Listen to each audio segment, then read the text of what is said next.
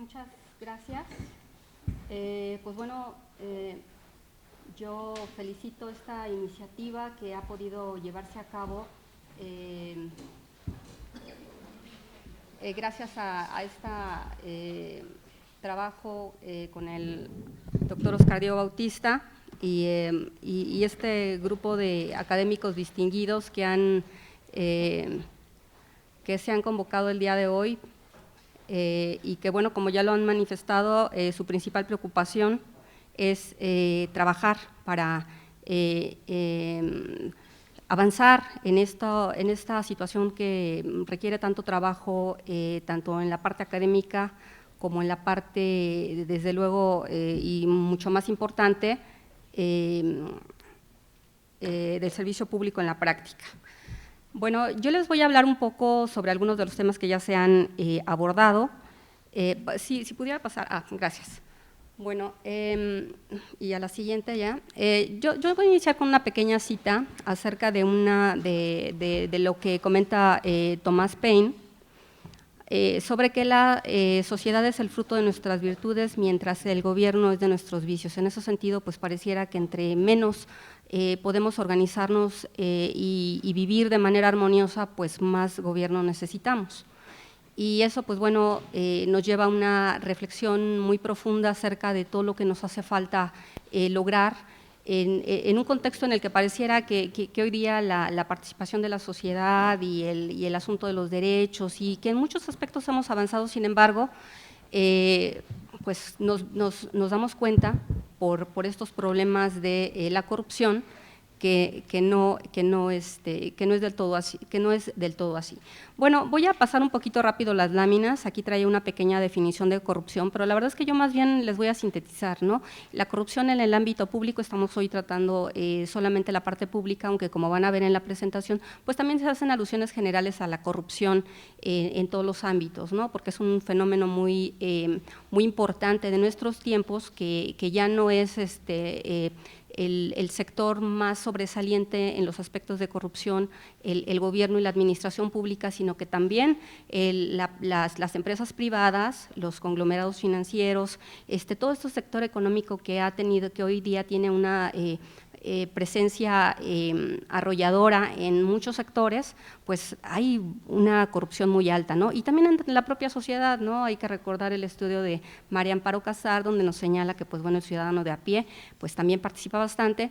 Y en ese sentido, bueno, antes de regresar acá, voy a adelantarme un poquito, ¿no? A algo que señaló Gerald Kaiden, que es un estudioso de los 70s, 80s, 90s y hasta la fecha, de los temas de corrupción, ¿no? Donde él ya desde principios de los 90s, y bueno, en específico 97, escribe en algunos de sus documentos como el problema de que si la corrupción se deja libre, pues va a extenderse, multiplicarse, sistematizarse e incluso institucionalizarse, ¿no? Lo cual pareciera que tiene que ver con esta situación que visualizamos cotidianamente, ¿no? Que a veces vemos la corrupción y no la vemos, ¿no? La corrupción se presenta y ya ni siquiera nos damos cuenta de que está presente. Entonces, bueno, yo voy a remitir el análisis un poquito pues algo que ya comentaron hace un rato, ¿no? ¿Por qué surge el estudio de la ética? Pues por el problema de la corrupción, ¿no? Tenemos hoy día la atención muy puesta en la ética, porque necesitamos formas de combatir la corrupción, ¿no? Entonces, en ese sentido, un autor de apellido Dwivedi, hindú, pero que después estuvo en Estados Unidos, en la década de los 70, pues ubica todos esos mecanismos de control que se han realizado para combatirla en el sector público, y refiere pues a un libro que es una obra que creo que cada vez que hablo en algún lugar, por alguna razón la refiero, pero que me parece muy importante, que es la obra del Arthasastra de Kautilya, porque es un tratado del siglo IV a.C., donde en este tratado de gobierno hay un apartado muy interesante donde se tratan los mecanismos para evitar la corrupción de los servidores, ¿no? Que en este caso, pues bueno, son gobiernos muy diferentes a los que nosotros encontramos hoy día. Sin embargo, pues hay un claro interés del gobernante en controlar el actuar de los servidores públicos, ¿no? Y medidas muy, muy fuertes, ¿no? En términos de que si había un desfalco, pues tenían que pagar 5 veces ese desfalco, ¿no? Y eso se hacía real, no se platicaba, ¿no? Porque, bueno, ya lo comentaron y creo que es un tema que también surgió en las preguntas, el asunto de la impunidad, ¿no? Que es la otra cuestión que no puede dejarse de lado cuando estamos hablando de ética y de corrupción. Entonces, bueno, visualizamos un nuevo énfasis en los estudios sobre la ética a partir de la Convención de las Naciones Unidas de 2003, y bueno, ya se refirió hace ratito un momento más decisivo todavía, en términos de este énfasis en el análisis de la corrupción por parte de la Organización de Naciones Unidas, ¿no? Pero ya aquí, en este momento, ya se visualiza una atención más hacia la parte de la participación tan relevante que están teniendo ya los empresarios, ¿no? Hay que recordar que la crisis de 2008 pues tiene mucho que ver con la falta de ética que existía en los empresarios, en los gerentes, ¿no? Todo ese ambiente que se generó de esa búsqueda de la ganancia, en la cual se creó un marco muy interesante, porque por todo el asunto de avance de las tecnologías, pues ha sido muy difícil regular de manera rápida y eficiente a todos estos sectores que se han desarrollado y que han tenido muchas formas nuevas de hacer negocios de forma que son poco perceptibles para nosotros como ciudadanos en común, y también que al gobierno le ha sido complicado, digamos, actuar al mismo ritmo, ¿no? Pero bueno, el sector privado está ya ahí muy presente también. Bueno, este autor que volví a referir, pues bueno, ya había señalado, ¿no?, la importancia, volviendo al sector público, la importancia de la moralidad en los empleados del gobierno, y pues bueno, la intervención, como también ya empezaba a visualizarse, ¿no?, la intervención de las transnacionales en el soborno, porque bueno, eso es un factor muy interesante, ¿no? Pareciera que nada más es el lado público, pero de tiempo atrás también el sector privado ha estado también propiciando incluso, ¿no?, participando y propiciando. Bueno, ahora bien, voy a regresar a la parte completamente del sector público para visualizar qué pasa con los servidores públicos en concreto, porque bueno, eso es lo que nos trae aquí con la principal preocupación a reunirnos y a discutir, ¿no? Hay una situación que a nivel mundial, en los países más avanzados, se sucedió y no ha pasado en países como los nuestros, ¿no?, que es la racionalización de las organizaciones y su funcionamiento, ¿no?, lo cual conlleva esto, tener instituciones, normas y sanciones, sobre todo el sometimiento de la actuación de los servidores públicos a esas normas, y una preparación que sin duda debe preceder al ascenso desde los primeros puestos hasta los superiores. Y pues bueno,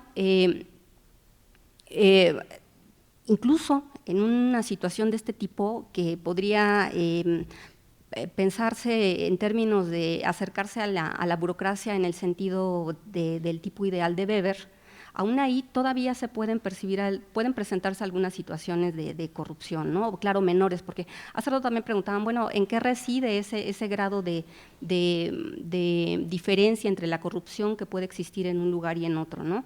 Si pensamos en Finlandia, si pensamos en Alemania, si pensamos en todos los países desarrollados, bueno, en Alemania, ¿no? No hace mucho hubo un pequeño, bueno, no pequeño, una situación con los automóviles de la Volkswagen, y también una situación relativa a la cuestión de los monopolios, ¿no? No puede haber monopolios y lo regula la autoridad pública, y si alguien está yendo contra la norma, pues se castiga el asunto. Es decir, hay una regulación efectiva, digamos, hay una sujeción de todos los sectores, del sector público a la normatividad, ¿no? Entonces, bueno, estos dos puntos que estamos abordando, por una parte el asunto del ascenso y por otra parte que pues, bueno, tiene que definitivamente avanzarse en la construcción de instituciones sólidas para lograr tener mejores controles institucionales. Esos dos factores, pues bueno, los voy a continuar abordando porque a final de cuentas voy a aterrizar en puntos concretos relativos a un poco ideas acerca de cómo incorporar, cómo hacer que los valores éticos efectivamente se generen en la administración pública. Entonces, bueno, aquí está otra vez Arthasastra, lo voy a saltar, ya les hablé de Kayden, voy a darles rápidamente, muy rápidamente, algunos datos de la corrupción en México. Tenemos algunos datos de Transparencia Internacional, que creo que ya la mayoría ya conocemos, y esto que en 2013, ¿no?, que nos llevan a que se nos sea denominados como México un país de corruptos y corruptores, ¿no?, lo cual es algo tremendo para nuestro país, para nuestra sociedad, porque pues bueno, eso también tiene cierta incidencia, ¿no? Entonces, bueno, solamente esos datos de 2018, la posición 138 de 180 y así, ¿no? No progresamos, al contrario, vamos cayendo más en términos de la gravedad de la corrupción. Acciones contra la corrupción, bueno, hay muchas investigaciones, ¿no? Y creo que botón de muestra es lo que acaban de conversar sobre el trabajo que se está haciendo sobre ética pública, la investigación que pues muy acertada y relevantemente ha hecho el doctor Oscar Diego Bautista en estas colecciones, y pues bueno, el INAP, que también se ha incorporado también con una colección al respecto, pero antes también hay otros trabajos como los que ya he mencionado, y también como la obra de Bernardo Klinsberg, ¿no?, que desde otro momento ha visualizado cómo hay un reclamo de la ética por parte de la sociedad, y este asunto de la ética pues se busca que se traduzca como formas de asociacionismo y una buena construcción de capital social, ¿no? La regeneración del tejido social, ¿no?, que bueno, ya todos sabemos, ha sido muy dañada por la corrupción, porque bueno, hace rato se mencionaron algunos datos relativos al número, al lugar en el que se ubica México en términos de corrupción, pero también hay el punto importante, que es cuánto cuesta la corrupción a los países, ¿no?, que es algo que también resalta. Bueno, entre las medidas se han el establecimiento de normas de conducta. Ya se ha hablado de los códigos, sin embargo, por sí solos no pueden actuar, ¿no?, porque este es un problema que, aunque lo visualicemos y lo queramos separar en el sector público, la verdad es que necesitamos que los valores sean insertos en toda la sociedad, porque bueno, a final de cuentas, a los servidores públicos no podemos sacarlos de la sociedad en los que están inmersos. Claro, llegan y se someten a un régimen de función pública, a un régimen de responsabilidad. Sin embargo, pensando en que estos regímenes a los que se sujeta el servidor público ya en su empleo fueran eficientes, tenemos el otro problema de qué tipo de sociedad viene, ¿no? O sea, la incorporación de los valores, efectivamente, como les señalaron, ¿no?, es muy importante tenerlos desde la parte educativa, es decir, tenemos que empezar con una parte muy fuerte en la cual pues un componente muy importante es la educación de los niños, ¿no? Y bueno, ya se fue, no, aquí está. Bueno, esta parte ya la vimos. El asunto de la disuasión de los comportamientos irregulares, ¿no?, es todo lo que ya se supone está en la norma, porque ahí viene un factor muy importante. Bueno, hay sistemas preventivos, restauradores, correctivos que deben de utilizarse en conjunto, ¿no?, porque se ha visualizado que eso sería algo que permitiría este mejoramiento permanente en las instituciones públicas, ¿no?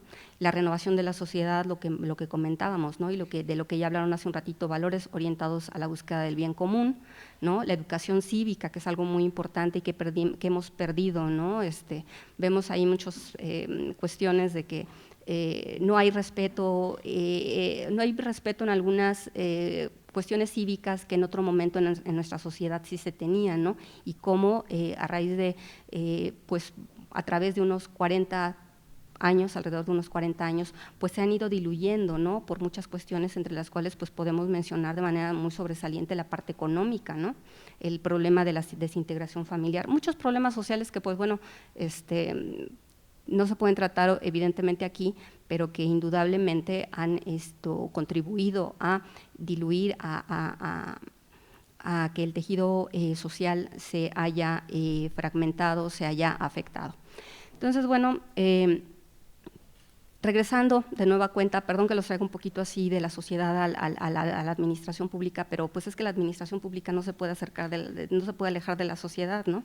Entonces, bueno, es muy importante dentro de la administración pública, entre los servidores públicos, generar ese espíritu de cuerpo. Creo que también ya lo mencionaron hace un rato, ¿no? Que en el servicio público se instituyan actividades que procuren la asimilación de las conductas éticas, ¿no? Vamos a ir allá un poquito más tarde. Y hacer saber también a los servidores públicos que quien se ha descubierto haciendo o realizando actos irregulares no va a escapar del castigo, ¿no? El asunto de la impunidad. Pero bueno, todavía pareciera que nos hace falta mucho, aunque como lo comentó también el doctor Oscar Diego Bautista, parece que se están moviendo cosas, parece que se están realizando acciones, como el asunto del Sistema Nacional Anticorrupción, ¿no? Que dicho sea de paso, es un caso muy interesante porque se está construyendo un aparato burocrático muy amplio en términos de buscar cómo eliminar la corrupción, que se supone que cuando la corrupción empiece a disminuir, tendría que eliminarse, ¿no? Es decir, el que nosotros visualicemos que esto crece implicaría que el problema va aumentando en lugar de disminuir. Bueno, voy a irme ya directamente porque ya me tocaron el timbre. Al asunto bueno, rápidamente, la nueva gerencia pública, que ya lo comentaron hace rato, hay que distinguir, porque me parece muy importante, efectivamente va más por la eficiencia y por la economía en términos económicos, digamos, pero en la administración pública siempre se ha buscado tener eficiencia y también se ha buscado lograr las cosas de manera económica. O sea, lo que pasa es que es diferente la manera en la que se buscan lograr desde la nueva gerencia pública y desde la administración pública, pero lo cierto es que la aplicación de medidas de nueva gerencia pública, como las que ya se mencionaron, las contrataciones, por fuera las privatizaciones, las acciones público-privadas, en fin, los contratos por todas partes, pero sobre todo la fragmentación del aparato administrativo, la desjerarquización, como se decía, o la idea de buscar que se disminuyan los niveles en la administración pública, la flexibilización, todo eso afectó a los aparatos administrativos, no nada más en México, sino también en otros países, pero sobre todo el asunto de la jerarquía es algo muy importante, porque efectivamente puede visualizarse como negativa y como positiva la jerarquía, porque si funciona bien la norma, tenemos ahí un sistema de control muy importante para la responsabilidad de los individuos, que fue lo que se afectó. Cuando no se sabe quién tiene la responsabilidad, entonces quién rinde cuentas, ¿no? Entonces, pero claro, también la jerarquía, si hay un jefe corrupto, pues lleva a que todos los demás tengan que obedecerlo, ¿no? Entonces, bueno, estas cosas creo que sí habría que visualizarlas ya dentro del análisis fuerte de administración pública de manera más profunda, ¿no? Para visualizar efectivamente cuáles son las repercusiones de tener o no tener un sistema jerárquico, o dónde nos sirve o dónde no, ¿no? Entonces, bueno, yo les decía, la profesionalización de los servidores públicos, ya lo comentaron, sin duda es un aspecto que tiene que seguir manteniéndose. Luego tenemos ya la parte concreta la propuesta que yo quiero que se retome, o que me gustaría poner en la mesa para que se retome, que es el estudio de la ciencia de la administración, el conocimiento que se ha desarrollado a partir de la ciencia de la administración a lo largo de su desarrollo, ¿no? Desde 1808, el libro de la ciencia de la administración pública de Bonan, donde se plantean los principios de la administración pública, pero lo importante de ahí es ver precisamente, comprender el compromiso y el deber del servidor público, la enseñanza que sea asimilada, toda esta importancia de la actividad que se realiza, ¿no? Pero claro, enmarcada en un sistema de función pública, que como el Bonan lo determinó, la marcha gradual, pues es precisamente esta idea de que los servidores públicos ingresan, se mantienen y logran los ascensos en el servicio público por la vía del mérito, por la vía de su preparación.